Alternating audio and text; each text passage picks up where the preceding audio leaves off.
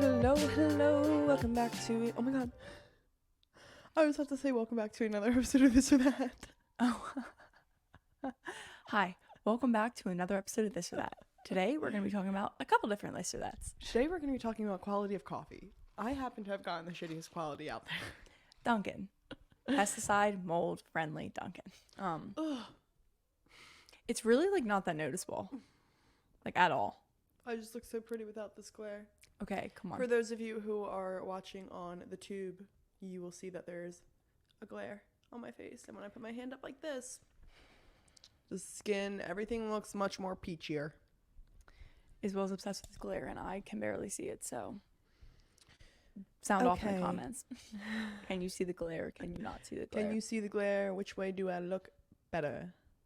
Okay, we didn't even intro the show. Hello, everyone. Welcome back to No Sugar with Everything Krause. Not this or that, but we're going to talk about this or that. Mm-hmm. So for those of you who follow us on Instagram, you've probably seen our little mini series called This or That. And our This or That series really highlights two options that you can choose from. Why are you laughing at me? I just didn't realize you were getting right into it, and I was like, don't laugh because it sounds great. So sometimes the options are pretty drastic, and I feel like we choose the obvious answer in our opinions. Sometimes it's just educating you on the different types of things you can buy, different products that are on the market, food, ingredients, all that fun stuff. But not everyone who listens to No Sugar follows us on Everything Krause, and vice versa. So we want to be able to dive a little bit more into a couple of our This or That's that we've posted today specifically because they're only a minute and a half.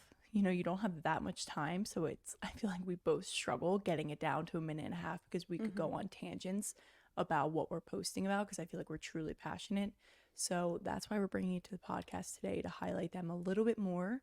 And I think this will become almost a series on podcasts as well. Yeah.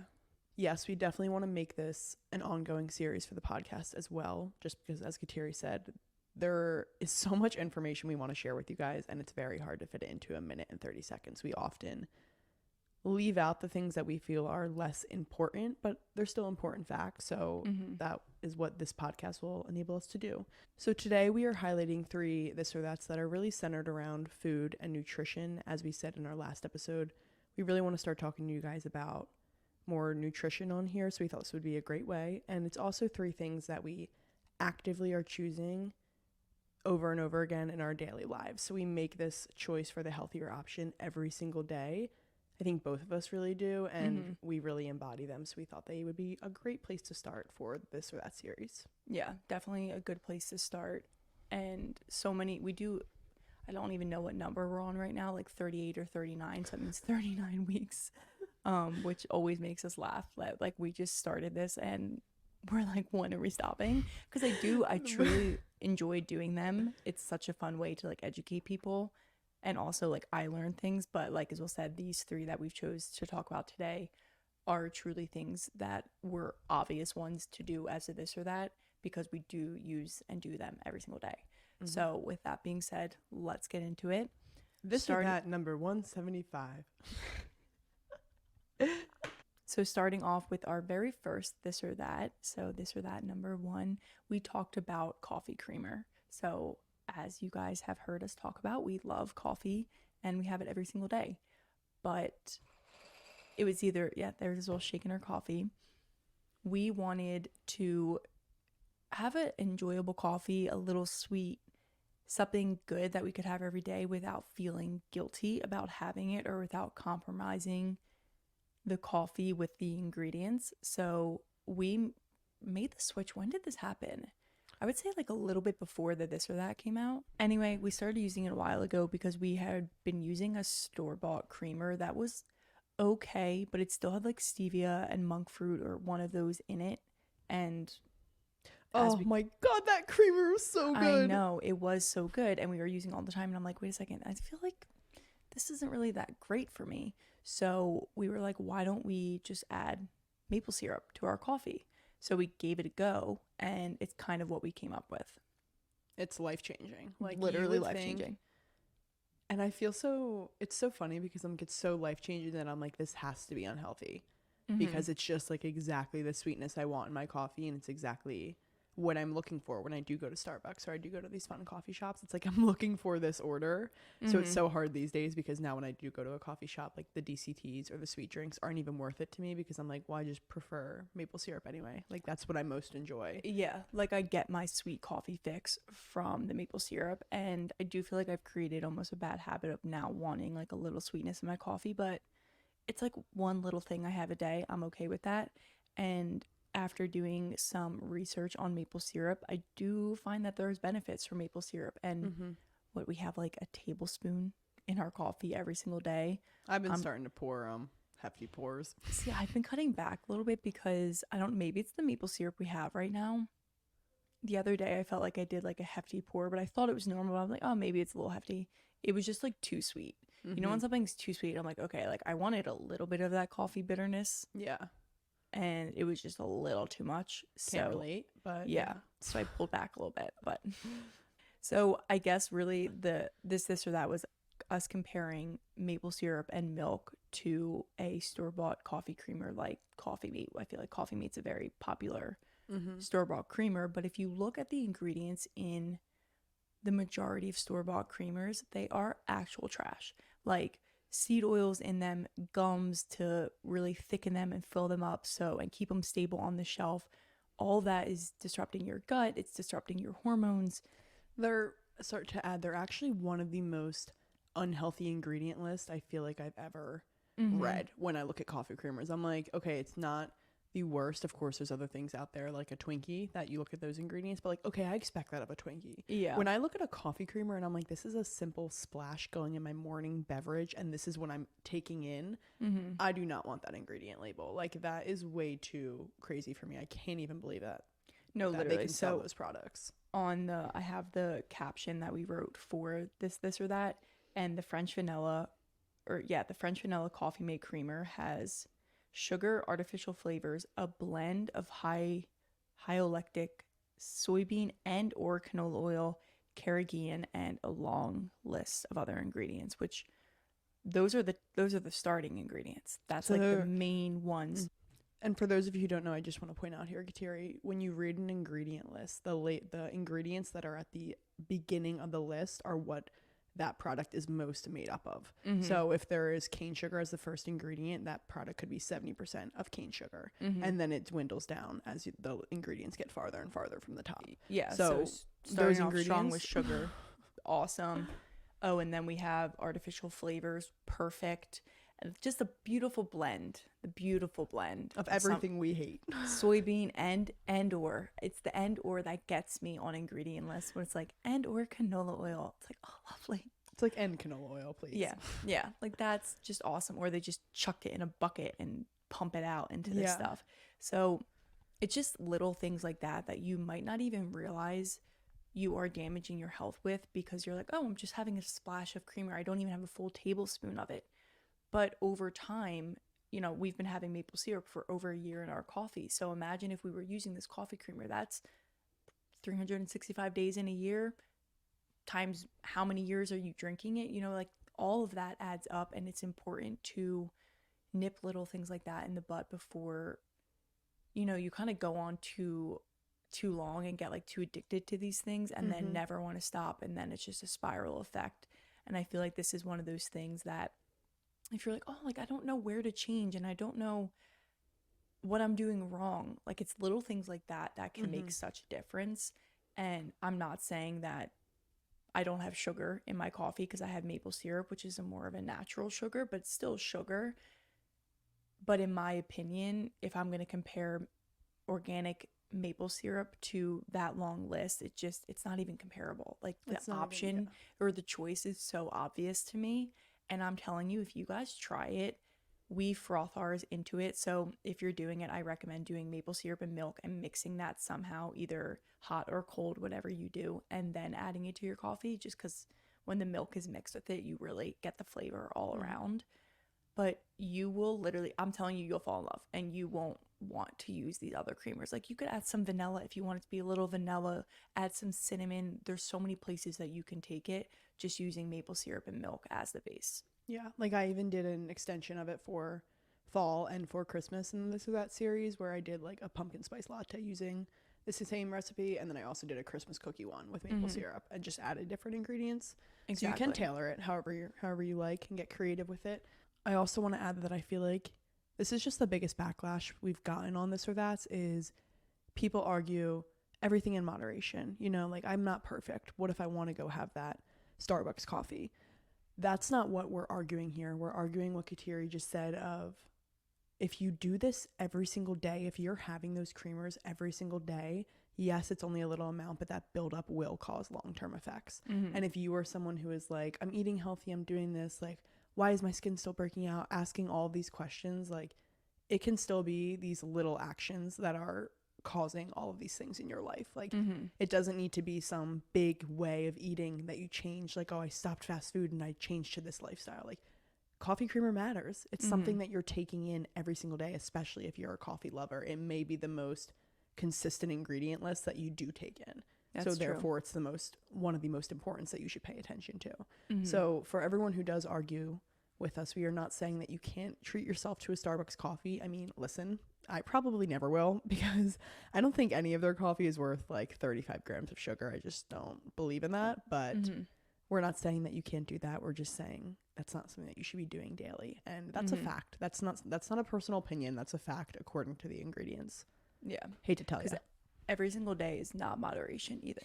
You know, like, oh, everything in moderation, but if you're having it every morning, it's not moderation. Like, you're addicted to it. And that's fine. I'm addicted to my coffee. Like, I crave it every morning, but I'm addicted to a better version of it. I just really quickly before we move on, I do want to highlight, which I am just going to read from our This or That caption, some of the benefits of maple syrup. So maple syrup is a great source of manganese, riboflavin, zinc, magnesium, calcium, and potassium, and it's very high in antioxidants. It's also an easily digestible carbohydrate, which our bodies love. So you are getting a good carb, which may as well both work out a lot. For me, I like having healthy carbs that our bodies can digest easily. That's another thing. I don't feel like it disrupts the gut. There's a lot of good nutrients in there, antioxidants. I feel like when you read things like that, you're like, oh wow, it's actually benefiting me as well, as well as tasting freaking amazing. And now I just want to add, because something that Joseph, our brother, always argues with us is, he's like, well, you're still consuming sugar. And yes, he's right. And yes, it's a natural form of sugar, which is great. But he is right in the sense where, yes, we are still consuming sugar first thing. What I kind of want to say about that, just trying to touch on every point if people are wondering, is one thing that Kateri and I do that validates this coffee order is we eat extremely clean, and we pay attention to the label, and we try to avoid all of those ingredients, natural flavors, seed oils, carrageenan. We avoid all of them.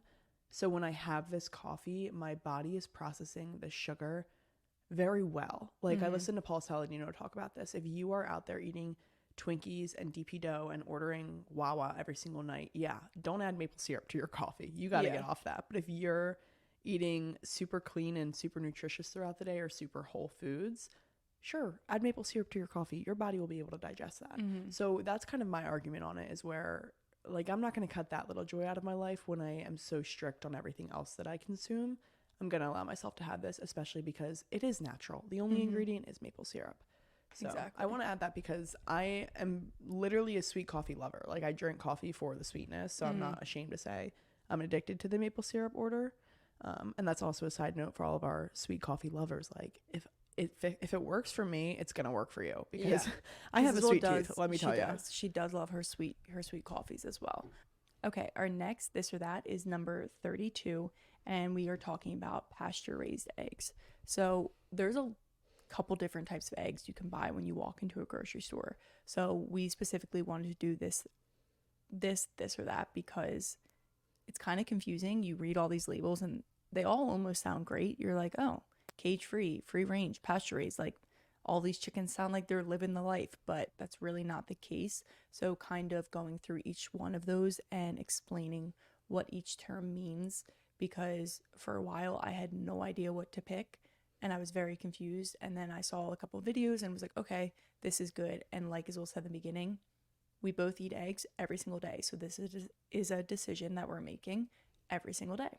Starting off, let's explain cage-free eggs. So cage-free are going to be your last option in the grocery store. They are going to be the one that you reach for if the other options are not available. Mm-hmm. They're not bad for you, but they are definitely not as good as the best eggs. So cage-free eggs, what this means is, well, let's start off with the umbrella term of like, what does cage-free free-range pasture-raised means? It's all about how the hens are raised. So the hens are the ones producing the eggs. What is the quality of their living standards that's producing those eggs? So when we say cage-free, it means that these hens are put into overcrowded barns, or not necessarily cages. Some may be cages or some are just barns. And when I say overcrowded, I mean overcrowded where they can barely even move. Mm-hmm. Like if you look up a picture of it, it's wild. It's like gross. Like you see that and you're like, ew, why am I eating those eggs that come from those animals? Like that's how I feel about it. So they're just stuffed into these barns with no room to move, no room to get exercise or roam the land or take in good nutrients. They're given poisonous bird feed that is just like slapped in the mud. I'm sure, I don't even know how I just picture it as really gross. So this overcrowded environment really places a lot of stress on the hen's body. Just like how stress affects us, stress affects the hens, and not only them, but also the quality of their eggs. Mm-hmm. Yeah, it's like their cortisol levels are elevated the entire time because they have no access to the outdoors. And I'm going to put a picture up of cage-free, what that looks like in the barns and overcrowded places, because it's disgusting, truly. And the feed that they're being fed is just like corn and soy and random things. Like all of what they're eating is going into the egg. So essentially you're eating that diet when you eat those eggs. And that's disgusting. Like I wouldn't eat those ingredients I wouldn't consume them through my mouth. So why am I now consuming them through the egg's byproduct? Yeah, like it sounds crazy, but that's why something like this matters. So that's cage free. I don't want to get like too lost in each one, so I'll move on to free range eggs. So free range eggs is kind of a misleading term because they try and act like a lot of the free range containers at the store will show like hens frolicking in this land, and that's really not the case. They are similar to cage-free when they're in a very packed environment and there's like one little door that accesses a very small square outside. So that's how they make it cage-free. So one, the square of space that they have outdoors is not big enough for all the hens to roam around in. And because the entrance to the outdoors is so small, the majority of those hens don't even see outside. So I feel like it's just like a way for them to be like, oh, 10 of our hens get outside, but we still supplement their food with corn and soy and all these terrible things because they're not actually roaming the grass and getting proper nutrients. Like they can't survive off the land that they are given access to. So it's a pretty deceiving term because you think that they're free and roaming beautifully, but that's really not the case at all. So it's similar to cage free. They have a little bit more access, but like, do not let it fool you. They really do not have access to the outdoors. Well, and you have to think about how these corporations and these organizations and farms that are working together to sell these eggs, if they are selling eggs in dozens, then you know they have a shit ton of hens in this area. So like to think that, oh, 10 got outside, yeah, there's probably 70 still in the cage. Yeah. Like it's not like there's 25 hens and 10 of them had healthy eggs. Like Yeah. majority of them are probably going to be unhealthy, and which is why they still need to supplement those hens food with all of that filler that Kateri just said, because like, yeah, they got outside, but they'll probably be inside, they're eating the other food and all of that. So I just needed to point out that it's like an abundance of hens not roaming in these cages that is creating such poor quality as well. Exactly. So once again, I'll put up a picture of free range so you can kind of see what that visual looks like. So free range is, I'm just going to follow the theme of like free range would be a step up. So if your options are free range or cage free, go for free range over cage free. And if I'll just say this as like an overlying thing, if you can find organic as well, just go organic. So if it's organic free range, I don't even know if that's a thing, honestly, because I don't buy those eggs. But if you can see the term organic versus even just regular free range, I would get the organic option always. And let me add to that. The reason that you should always go organic is because it's how they take care of the nutrients that these animals are taking in. So if the hen is out roaming and isn't taking the feed in the grass, like what do they spray that grass with? Is it certain pesticides? When it's organic, those pesticides are really limited, so the grass that these birds may be eating or the feed they may be eating in this soil is a lot more cleaner because it's organic. Yeah, like it's slightly safer, so I would just go for organic always. Yeah. Okay, last but not least, definitely not least, because this is what we are always grabbing, is organic pasture-raised eggs. They're pretty much the golden standard in our book. I think they're the highest quality eggs that you will get unless you have your own chickens and are feeding them your own and consuming their eggs as the byproduct. These are definitely what we're going for in the grocery store. They purely live as their life was intended to. They roam the free land. They take in the bugs, the grass, any food that is natural for them to consume from the land. It's just a very natural way for the hen to live. Like, I know I keep saying natural, but that's like the perfect word, I feel like, for pasture-raised eggs. No, 100%. And if you see a picture, which I will put up, of pasture-raised eggs, or hens, it's like nice to see. They're actually living, like you said, the way that they should be living, the way nature intended them to. So kind of going off of the cage-free, whose cortisol levels are super high, the ones in pasture-raised eggs, like those hens have super low cortisol because they're not fighting for space and constantly being like attacked by other hens in their area, and they're just roaming free, like kind of living a chill life. Like I feel like I just picture them being so relaxed and chill and not chaotic, and you can still have a lot of hens roaming, but obviously not everyone is going to want to manage that and take care of that, all that land for these hens. So it's not as accessible, or it's just a little bit more expensive, which is why those eggs will be more expensive. But in my opinion, you either pay the price now and invest in your health, or you pay it in the future with thousands and thousands of dollars in medical bills because of these little decisions that you make every single day. Because this stuff does affect it. This stuff does really affect your long-term health.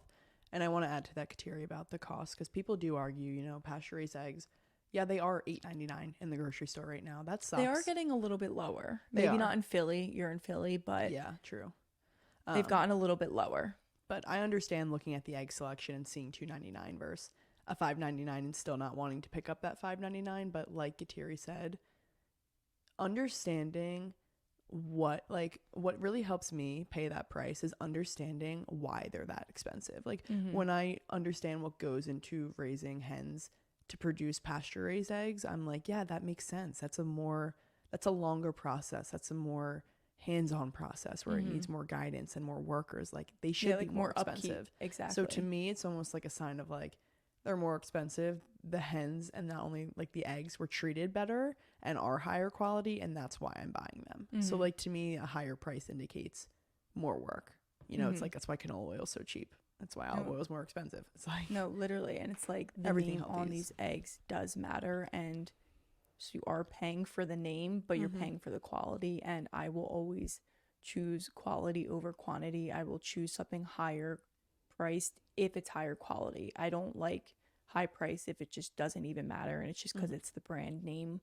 I think with eggs, it truly does make such a difference, and in the long run, like your body will thank you. And that's the most important part, is you really have to remember it's like paying for a gym membership. You're investing in your health. I don't really see that as so much of an expense. It's almost like, I don't know, I'm paying for my health and my safety, and so it doesn't feel like an expense. It's an exchange. It's an exchange. Yes, exactly. I always say the argument to kids in college, how I'm like, how you want to go out and buy that vape right now, or you want to buy the more expensive vape because you like that flavor better. That's why I buy pasture-raised eggs. I like those eggs better. Yeah, that's where like, I choose to spend my money.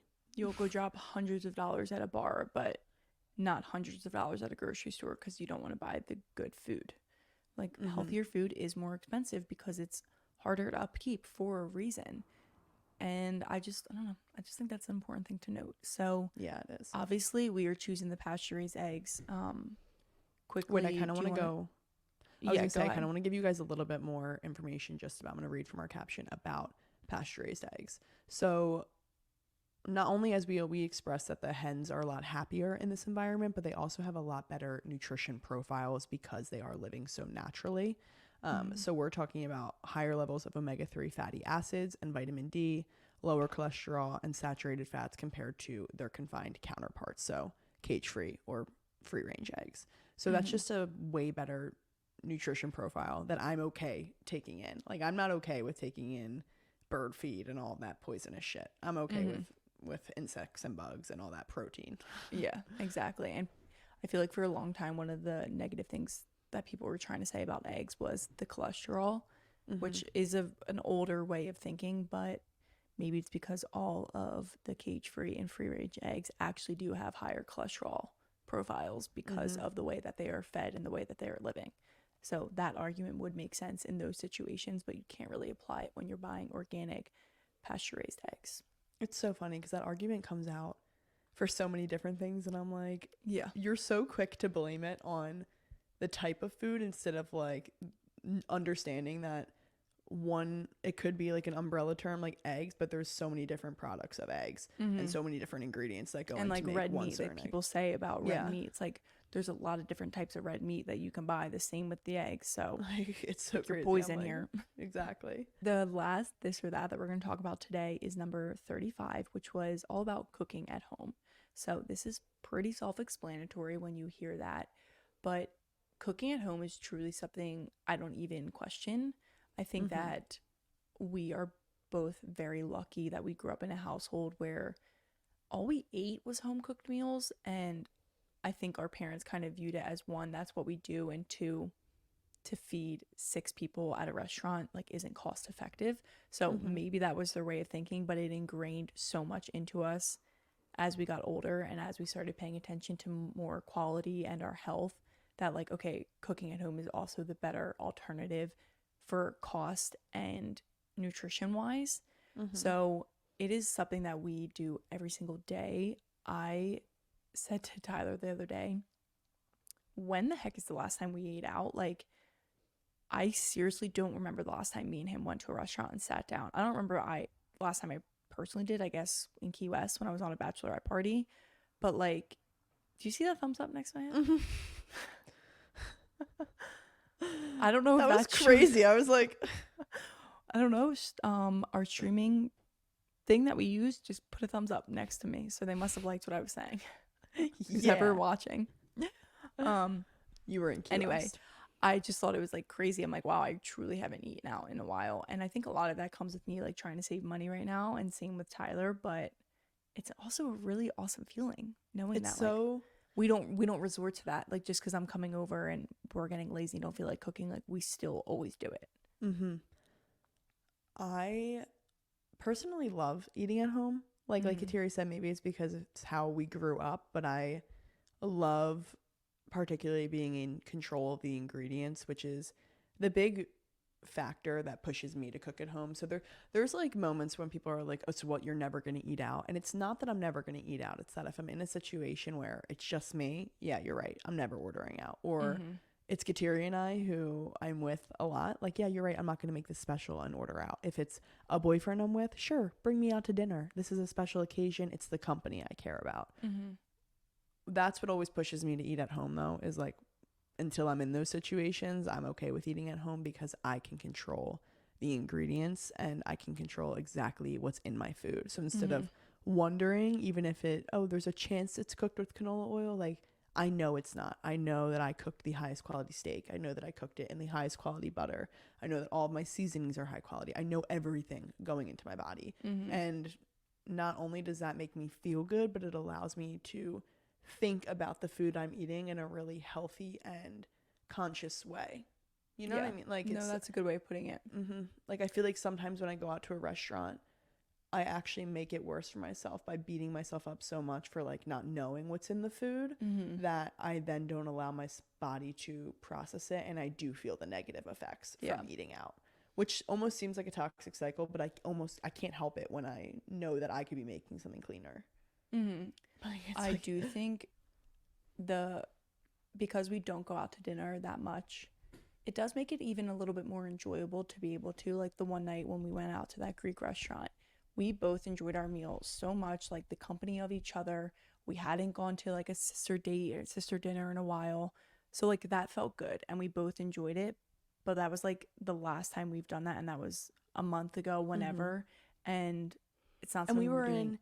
we were in Cape Cod, so like that was our only option of what to Yeah, do. like And we like didn't that's have an a example kitchen. of like I'm completely fine. I'm not going to be a psycho crazy person and be Yeah. like, "Oh, I have to eat out." Like I'm so upset and go crazy all night. Like I was completely okay with that decision. Another example to kind of tie in our other this or that's, like, say you're going to get breakfast. You order eggs, bacon, and some toast with a coffee on the side with cream and sugar. One, your eggs are probably cage-free eggs because they're the cheapest. Two, your milk is going to be some 2% low fat, reduced fat milk that's actually pumped with crazy things, ultra pasteurized, just no nutritional benefit. And then you're having like white table sugar if you're adding sugar to your coffee there. So all of that literally is, God bless you. Sorry.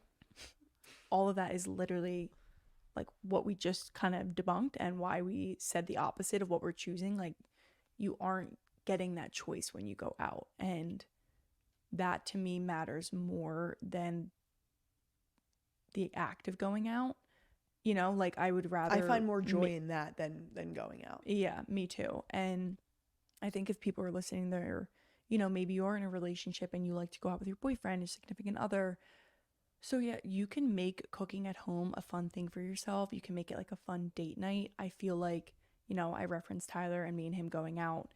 And I remember one night when Isabel was actually posting this or that, we really did not feel like cooking. We were getting lazy. He got home from work late and we were just going to order food. And then I was like, Isabel had sent me the this or that and was like, what do you think? And I was like, Tyler, we're making dinner. I don't care what we make. I don't care if it's literally a bowl of rice, sweet potato, and like chicken thrown on it. I do not care.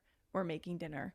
And we made it a whole thing. Like, he did one thing, I did another. We put on music.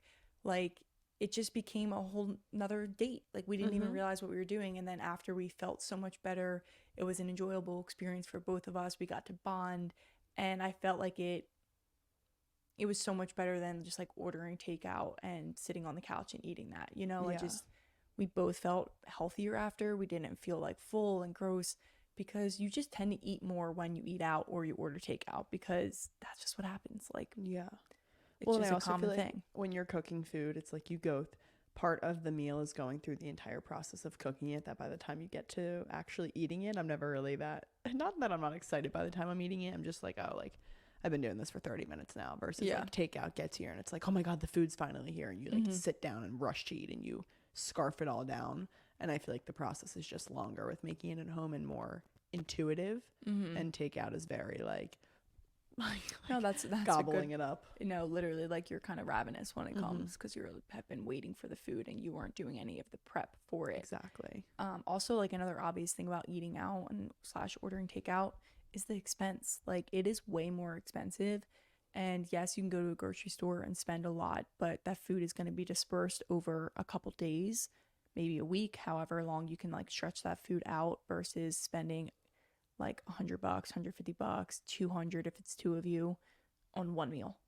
That's like done and dusted. So it's not very cost effective at all. So if you're a college student, or you're just in a boat where you're trying to save money, look at how much you're ordering out, you're eating out, you're spending out at restaurants.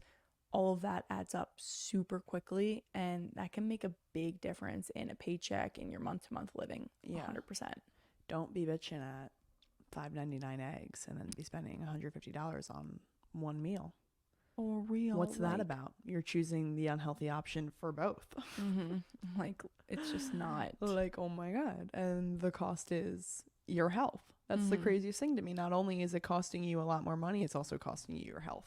Yeah. So really, there's no win. There's no win here, other than they may nail the flavor down more than you. And I guarantee it. And it can be an enjoyable experience. Yeah. And it can be an enjoyable experience. I will give you that. But I will say cooking in the kitchen and cooking at home has made me a lot better in the kitchen. Like, I'm understanding flavor profiles a lot more, and I'm understanding how to like customize my meals to be for what I really like. And if I want something with like a drizzle of honey on it and to make it a little bit sweet, like I can customize that, versus takeout I don't really get to customize, or I don't understand the process of how to make food. So I just think that's good. Like, I know for me as a aspiring mother, I am concerned about my cooking skills, and I love cooking now in college because I'm getting better and better as the years go on, and I know that I'll be a great mother and be able to cook healthy meals for my family one day. Exactly. It's like everything, practice makes perfect. So people can complain like, oh, I'm not a good cook. Like the meals that I make or the meals that you make at school are very easy, and the more you do it, the better you're going to get. Like I always used to say to my mom, I don't understand how you know how to put this together or how much of that to do. And she's like, I've been doing this for so many years.